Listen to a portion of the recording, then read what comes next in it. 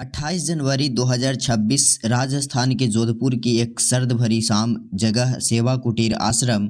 शाम का धुंधलका धीरे धीरे गहराता जा रहा था, लेकिन किसी को अंदाजा नहीं था कि उसी धुंध में एक ऐसी घटना जन्म लेने वाली है जो सिर्फ जोधपुर ही नहीं पूरे राजस्थान और देश भर के श्रद्धालुओं को झकझोर देगी।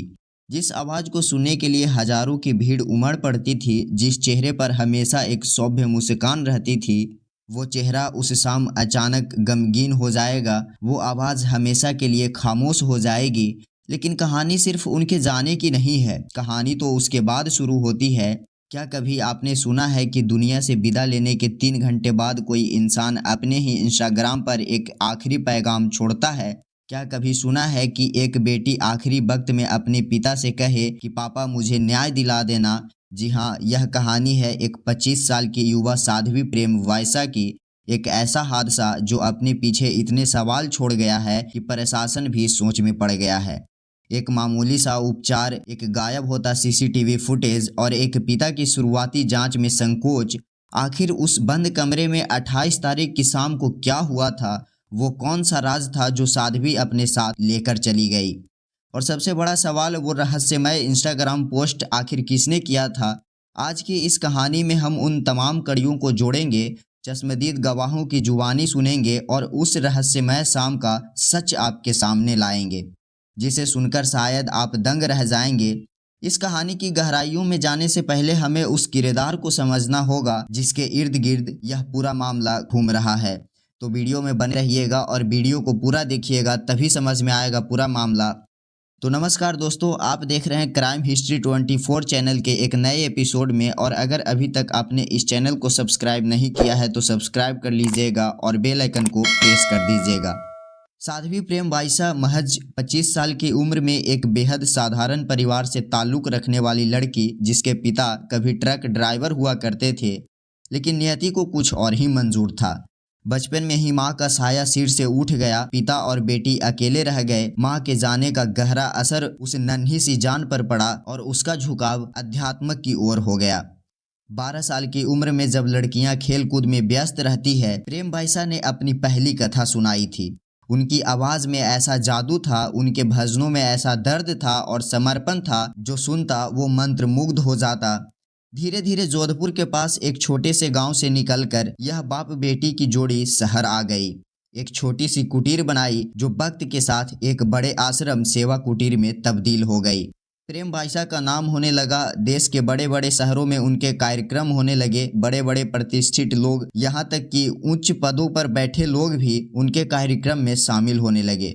सब कुछ ठीक चल रहा था, शोहरत थी, सम्मान था और भक्तों का प्यार था। लेकिन कहते हैं ना कि हर उजाले के पीछे एक गहरा साया छिपा होता है। प्रेम वायसा की जिंदगी में भी पिछले 6 महीनों से एक ऐसा तूफान चल रहा था जिसने उन्हें अंदर ही अंदर परेशान करके रख दिया था।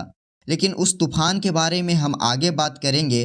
पहले चलते हैं उस महत्वपूर्ण तारीख पर। 28 जनवरी सुबह का वक्त। आश्रम में सब कुछ सामान्य लग रहा था, लेकिन यह सामान्यता सिर्फ एक दिखावा थी। हमारे पास मौजूद है उस शख्स की गवाही जो उस दिन साये की तरह साध्वी के साथ था। सुरेश कुमार यह वो शख्स है जो आश्रम में व्यवस्था देखता था और सेवा करता था। सुरेश ने जो बताया इस केस की सबसे अहम कड़ी है। सुरेश के मुताबिक साध्वी प्रेम वायसा और उनके पिता एक दिन पहले ही यानी 27 तारीख को एक कार्यक्रम से लौटे थे। रात के करीब 12 या 1 बजे वह आश्रम पहुंचे थे। सफ़र की थकान थी, लेकिन चेहरे पर कोई चिंता नहीं थी। अगली सुबह यानी 28 तारीख को साध्वी की तबीयत थोड़ी नाराज थी। उन्हें हल्का जुकाम था, थोड़ी हरासमेंट थी। यह मौसम का बदलाव हो सकता था या शायद थकान। सुबह कुछ मेहमान उनसे मिलने आए, करीब आधा घंटा रुके और चले गए। उसके बाद साध्वी ने सुरेश को बुलाया। उन्होंने कहा, सुरेश थोड़ा भोजन तैयार कर दे। सुरेश ऊपर गया, उसने सात्विक भोजन बनाया। साध्वी ने खाना खाया। उस वक्त तक सब कुछ ठीक था, कोई घबराहट नहीं, कोई बेचैनी नहीं। खाने के बाद गले को राहत देने के लिए सुरेश ने उन्हें एक देसी काढ़ा बना कर दिया। साध्वी ने काढ़े को पिया और फिर नमक के पानी के गरारे किए। दोपहर के करीब 1 बज रहे थे। इसके बाद साध्वी अपने कमरे में विश्राम करने चली गई और सुरेश ऊपर अपने काम से चला गया। दोपहर से शाम होने को आई। घड़ी में करीब 5 बज रहे थे। सुरेश के फोन की एक घंटी बजी। फोन साध्वी प्रेम वायसा का था। उन्होंने सुरेश से कहा, सुरेश मेडिकल स्टाफ आ रहा है, मुझे थोड़ा जुकाम है, उपचार करवा लेती हूँ तो ठीक हो जाऊंगी, तू गेट खोल दे। सुरेश नीचे आया। उसने देखा कि गेट पर एक सहायक खड़ा है। ध्यान दीजिए, कोई विशेषज्ञ डॉक्टर नहीं बल्कि एक निजी सहायक। साध्वी के पिता ने उसे बुलाया था। सुरेश ने गेट खोला। वह व्यक्ति अंदर आया। साध्वी अपने कमरे में थी। यही वह पल था जहां से यह कहानी पूरी तरह से पलट गई। वह व्यक्ति कमरे के अंदर गया। सुरेश कमरे के बाहर ही खड़ी था। अंदर क्या प्रक्रिया हुई किसी को नहीं पता। उस व्यक्ति ने अपना काम किया और साध्वी को उपचार दिया। महज 4 से 5 मिनट के अंदर वह अपना काम करके कमरे से बाहर निकल गया। समय हो रहा था शाम के करीब 5:20। उसके जाते ही सुरेश ने आश्रम का मेन गेट बंद किया और वापस अपने काम के लिए ऊपर जाने लगा। लेकिन तभी उसे गए हुए 5 मिनट भी नहीं हुए थे कि नीचे से कुछ आवाजें आने लगी, भाई भाई की वह तकलीफ भरी पुकारे। सुरेश दौड़ा दौड़ा नीचे आया। उसने जो मंजर देखा वो बेहद चौंकाने वाला था। साध्वी प्रेम वायसा जो अभी 10 मिनट पहले तक ठीक थी, वो अब फर्श पर थी। उनकी हालत बेहद नाजुक थी। वह काफी कष्ट में थी। उनके पिता, जिन्हें वह गुरुजी कहती थी, वह भी वहां मौजूद थे। आनन फानन में फैसला लिया गया कि उन्हें चिकित्सा केंद्र में ले जाना होगा। सुरेश ने और उनके पिता ने मिलकर साध्वी को संभाली और गाड़ी में बिठाया। गाड़ी उनके पिता चला रहे थे। साध्वी पीछे की सीट पर सुरेश के साथ थी। आश्रम से अस्पताल की दूरी ज्यादा नहीं थी, मुश्किल से कुछ किलोमीटर। गाड़ी आगे बढ़ी, लेकिन गाड़ी के अंदर एक माहौल बेहद तनावपूर्ण था। साध्वी का शरीर जवाब दे रहा था। उनके हाव भाव बदलने लगे थे। सुरेश ने बताया कि उस वक्त साध्वी ने सुरेश का हाथ इतनी जोर से पकड़ा हुआ था कि उनकी पकड़ बता रही थी कि वो कितनी पीड़ा में है। और सबसे चिंताजनक बात यह थी कि साध्वी की हालत बहुत तेजी से बिगड़ती जा रही थी, मानो अंदर ही अंदर कुछ बेहद गलत हो रहा था। आश्रम से महज 2 किलोमीटर दूर आशापूर्णा सिटी के पास पहुंचते पहुंचते साध्वी की सांसें भारी होने लगी थी। वो बेहद मुश्किल में थी। उन्हें आभास हो गया था कि शायद यह उनका आखिरी वक्त है। और उसी पल अपनी बची हुई हिम्मत जुटाते हुए साध्वी ने 2 लाइन बोली। यह वह शब्द है जो अब इस पूरे केस की सबसे बड़ी पहेली बन गई है। उन्होंने अपने पिता की तरफ देखते हुए कहा, पापा मुझे न्याय दिला देना, पापा मुझे न्याय दिला देना। जरा सोचिए, एक बेटी जो जीवन और संघर्ष के बीच है, वह उपचार नहीं मांग रही है, वह कुछ और मांग रही है। वह मांग रही है तो सिर्फ न्याय। आखिर किस बात का न्याय? क्या उनके साथ कुछ अनुचित हुआ था? और क्या यह न्याय वह अपने पिता से मांग रही थी या अपने पिता के खिलाफ मांग रही थी? यह एक ऐसा सवाल है जिसका जवाब अभी तक अंधकार में है। पापा मुझे न्याय दिला देना बोलने के बाद वह शांत हो गई। सुरेश ने उन्हें हिलाया, पुकारा, लेकिन कोई प्रतिक्रिया नहीं आई। वह अचेत हो चुकी थी। पिता बदहवास हालत में गाड़ी चलाकर पास के एक निजी अस्पताल परीक्षा हॉस्पिटल पहुंचे। वहां डॉक्टर्स ने उन्हें चेक किया, लेकिन देर हो चुकी थी। डॉक्टरों ने उन्हें मृत घोषित कर दिया। 25 साल की वह चमकती हुई रोशनी बुझ चुकी थी। डॉक्टर हैरान थे। एक मासूम स्वास्थ्य समस्या के लिए दिए गए उपचार से किसी का निधन कैसे हो सकता है, और वो भी इतनी जल्दी? शरीर की स्थिति किसी गहरे राज की ओर इशारा कर रही थी। क्या उस उपचार में कुछ और था? लेकिन असली खेल तो इसके बाद शुरू हुआ, जब अस्पताल के डॉक्टरों ने कहा कि यह मामला संदिग्ध है, पुलिस केस बनता है और जांच करना जरूरी है ताकि असली वजह का पता चल सके। तो साध्वी के पिता ने साफ इनकार कर दिया। एक पिता जिसकी बेटी की रहस्यमय हालत में जान गई, जिसने आखिरी वक्त में न्याय की गुहार लगाई, वह पिता औपचारिकता पूरी करने से मना कर रहा था। वह अड़ गए कि उन्हें पार्थिव शरीर लेकर वापस आश्रम जाना है। काफी जद्दोजहद के बाद वहां से वापस आश्रम आ गए। आश्रम में सन्नाटा पसरा था, लेकिन यह सन्नाटा जल्द ही एक तूफान में बदलने वाला था। शाम के 5:30 बजे साध्वी ने दुनिया को अलविदा कहा था। खबर जंगल की आग की तरह फैल गई। भक्त जमा हो गए। लेकिन ठीक 3 घंटे बाद, यानी रात के करीब 9:30 बजे, एक ऐसी घटना हुई जिसने पुलिस और प्रशासन की नींद उड़ा दी। साध्वी प्रेम वायसा का मोबाइल फोन, जो अब खामोश होना चाहिए था, अचानक एक्टिव हो गया।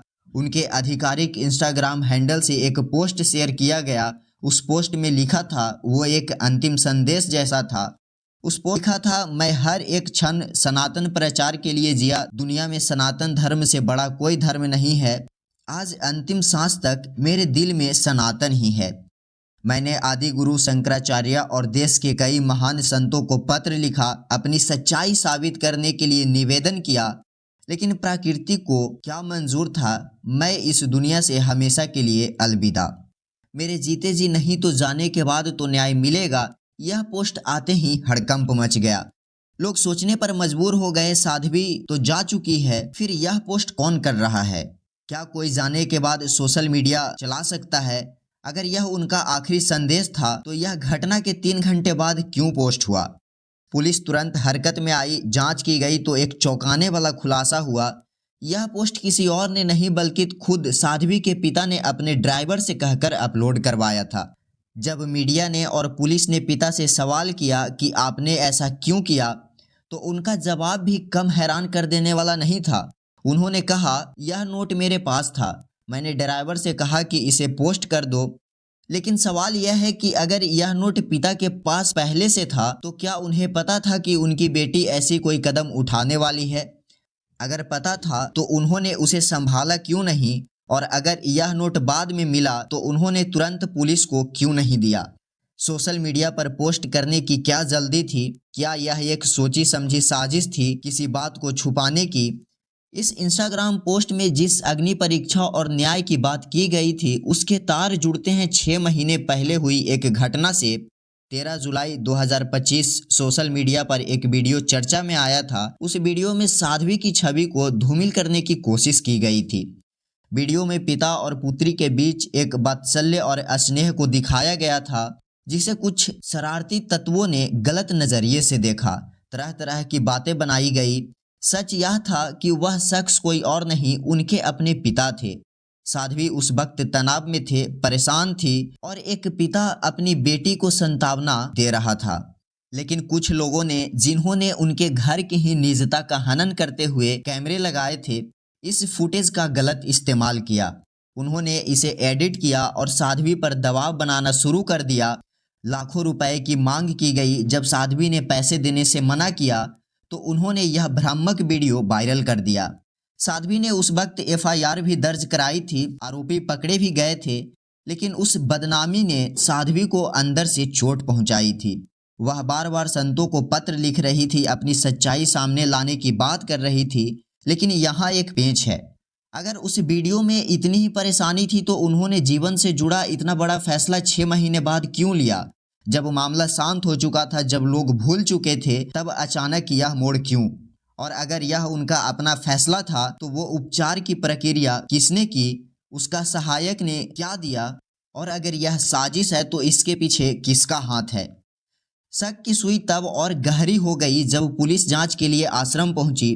वहां जाकर पता चला कि आश्रम के सीसीटीवी कैमरे गायब हैं।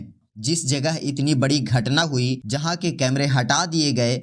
पड़ोसियों से पूछा गया तो उन्होंने कहा कि हमने कभी कैमरा नहीं देखा, जबकि कुछ लोगों का कहना था कि सुरक्षा के लिहाज से वहां कैमरे लगे थे। आखिर सच क्या है?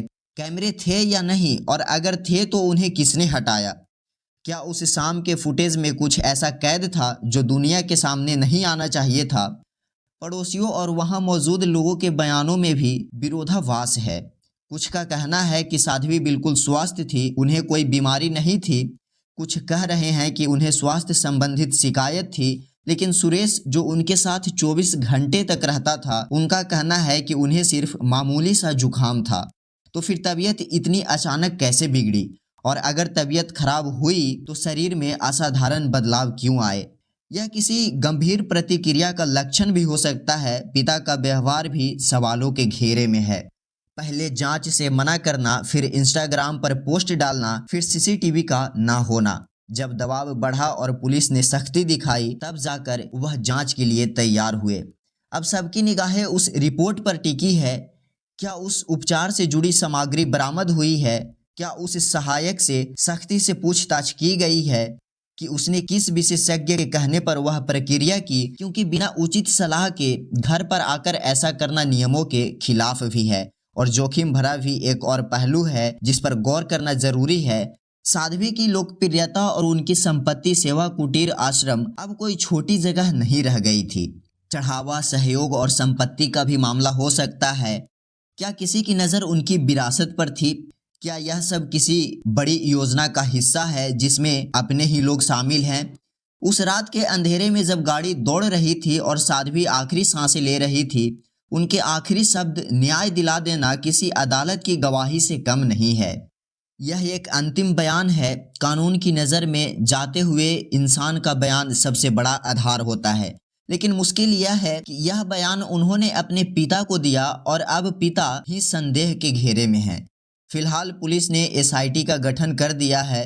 फॉरेंसिक टीम ने आश्रम से साक्ष्य इकट्ठे किए हैं। उस कमरे की भी जांच की गई है जहां वह प्रक्रिया हुई थी। सहायक पिता, ड्राइवर और रसोइये सुरेश से पूछताछ चल रही है, लेकिन सच अभी भी कोसों दूर है। दोस्तों, यह कहानी सिर्फ एक घटना की नहीं है, यह कहानी विश्वास की, रिश्तों की और उस अंधेरे की जो कभी कभी दिए से ठीक नीचे होता है। एक बेटी जिसने अपना पूरा जीवन धर्म और सेवा में लगा दिया, उसका सफ़र इतना दर्दनाक और रहस्यमय मोड़ पर क्यों खत्म हुआ? क्या उसे वाकई न्याय मिलेगा या यह फाइल भी किसी धूल भरी अलमारी में दब कर रह जाएगी?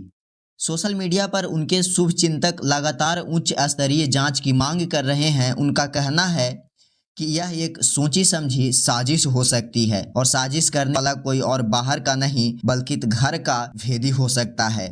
लेकिन हम किसी नतीजे पर नहीं पहुंच सकते हैं जब तक कि ठोस सबूत सामने ना आ जाए। जैसे जैसे जांच आगे बढ़ रही है, नई परतें खुल रही है। वो सहायक कौन था? क्या वह पहले भी आता था? क्या सामग्री बदली गई थी? ड्राइवर का क्या रोल है? और वह इंस्टाग्राम पोस्ट की रचना किसने की थी? क्योंकि उसकी भाषा, उसके शब्द बहुत साधे हुए थे। क्या वो वाकई साध्वी के शब्द थे? अभी इंतजार है उस रिपोर्ट का। यह बताएगी कि साध्वी के शरीर में क्या पाया गया। क्या वह कोई दवा थी जिसका विपरीत असर हुआ या वो कुछ और था? सच्चाई जो भी हो, लेकिन एक बात तय है, 28 जनवरी की उस शाम को सेवा कुटीर आश्रम में मानवता आहत हुई है। एक आवाज़ को खामोश किया गया है। साध्वी प्रेम वैसा के वो आखिरी शब्द न्याय दिला देना हमारे कानों में गूंज रहे हैं और यह हमारी समाज की, कानून की जिम्मेदारी है कि उस आखिरी इच्छा को पूरा किया जाए। अगर आपके पास भी इस केस से जुड़ी कोई जानकारी या आप इस बारे में कुछ सोचते हैं तो कमेंट बॉक्स में ज़रूर बताएं। क्या आपको लगता है कि यह एक साजिश थी? आप अपनी राय ज़रूर रखें, लेकिन याद रखें, किसी की भावनाओं को ठेस पहुंचाना हमारा मकसद नहीं। हमारा मकसद सिर्फ सच को सामने लाना है। दोस्तों, सच चाहे कितना भी गहरा क्यों न छिपा हो, वो कोई न कोई निशान जरूर छोड़ जाता है और इस केस में तो निशानों की भरमार है। बस ज़रूरत है उन निशानों को सही तरीके से पढ़ने की। उम्मीद है कि जोधपुर पुलिस और जांच एजेंसी जल्द ही इस रहस्य से पर्दा उठाएगी और प्रेम वैसा की आत्मा को शांति मिलेगी। आज की कहानी में बस इतना ही। हम फिर मिलेंगे एक नई कहानी के साथ, एक नए रहस्य और एक नए खुलासे के साथ। तब तक के लिए सतर्क रहें, सुरक्षित रहें और अपने आसपास नज़र रखें, क्योंकि चुनौतियां कहीं भी हो सकती है। कभी कभी अपनों के बीच हैं। फिर एक सच्ची घटना के साथ। जय हिंद, जय भारत।